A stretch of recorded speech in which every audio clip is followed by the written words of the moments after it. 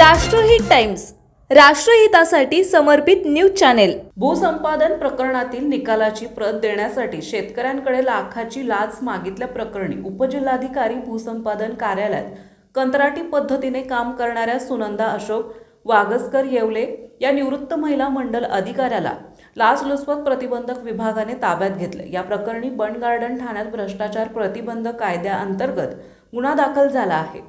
तक्रारदार शेतकरी असून त्यांच्या 62 वर्षाच्या मामे बहिणीच्या वडिलोपार्जित जमिनीच्या वाटपपत्र नोंदी संबंधीचा दावा उपजिल्हाधिकारी भूसंपादन विभागाकडे दाखल आहे। याची सुनावणी पूर्ण झाली असून निकालाची प्रत देण्यासाठी वागसकर यांनी लाचेची मागणी केली। सुरुवातीला 50,000ची मागणी केली होती। पडताळणी दरम्यान इतरांच्या नावे 1 लाखाची लाच मागितली।